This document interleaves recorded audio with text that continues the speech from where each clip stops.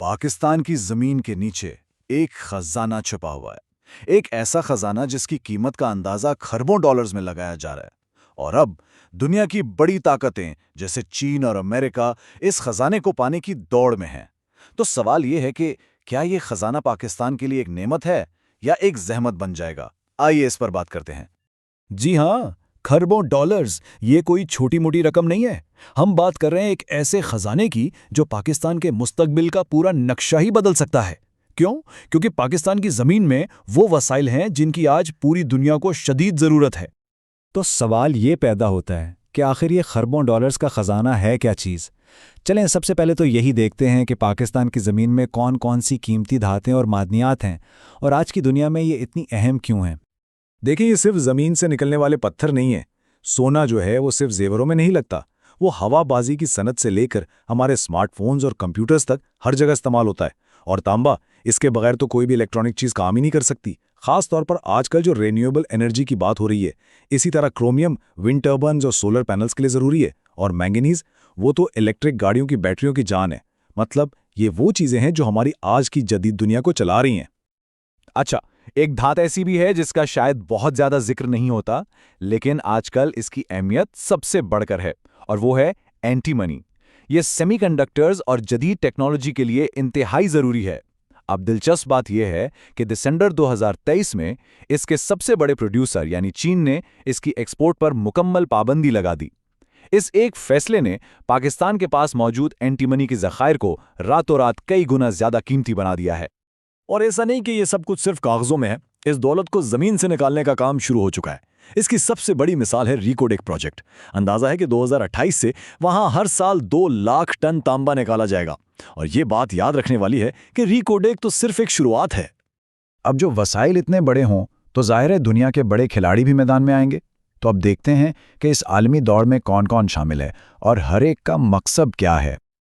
ये दौड़ असल में 2 बड़े हरीफों के दरमियान है, अमेरिका और चीन। एक तरफ चीन है जिसकी पाकिस्तान में माशी जड़ें बहुत गहरी हैं और वो अपनी इंडस्ट्री के लिए ये वसाइल चाहता है। दूसरी तरफ है अमेरिका, जो अपनी पुरानी पार्टनरशिप को इस्तेमाल करके चीन के बढ़ते हुए असर को रोकना चाहता है और अपने लिए सप्लाई चेन्स महफूज बनाना चाहता है। और इस पूरी बिसात का मरकज पाकिस्तान है। देखें, पाकिस्तान में चीन का असर और रसूख कोई आज की बात नहीं है। कई सालों से चीनी कंपनियां यहाँ स्पेशल इकोनॉमिक जोन्स चला रही हैं, माइनिंग के प्रोजेक्ट्स कर रही हैं। बलोचिस्तान में सिंडेक कॉपर माइन इसकी एक बड़ी मिसाल है, जिसे एक चीनी कंपनी ही चला रही है। और यहां से निकलने वाला ज्यादातर खाम माल प्रोसेसिंग के लिए सीधा चीन जाता है। लेकिन अब एक नई चीज सामने आ रही है और वो है अवामी राय में तब्दीली, जो इस पूरी सूरत हाल को मजीद पेचीदा बना रही है। अमेरिका की कहानी थोड़ी मुख्तलिफ है। पाकिस्तान तारीखी तौर पर अमेरिका का एक अहम स्ट्रेटेजिक पार्टनर रहा है, लेकिन अब अमेरिका के लिए सबसे बड़ा सवाल ये है कि क्या वो अपने मफादात के लिए दोबारा इस खित्ते में सरगर्म हो सकता है, लेकिन इस तरह के पाकिस्तान को चीन और अमेरिका में से किसी एक को चुनने पर मजबूर ना करना पड़े। ये वाकई एक बहुत बड़ा चैलेंज है। लेकिन ये खजाना हासिल करना इतना सीधा मामला भी नहीं है। पाकिस्तान के अंदर भी बहुत सी ऐसी रुकावटें हैं जिन्हें पार करना जरूरी है। तो आइए देखते हैं कि जमीनी हकायक क्या हैं।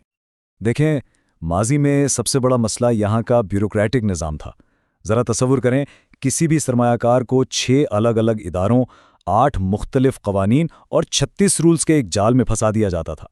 जाहिर है, ऐसे में कौन यहाँ पैसा लगाना चाहेगा। अच्छा, इस मसले से निमटने के लिए अब एक अहम कदम उठाया गया है। 2025 का जो नया माइंस एंड मिनरल्स एक्ट तजवीज़ किया गया है, इसका मकसद इसी पूरे सिस्टम को आसान बनाना है।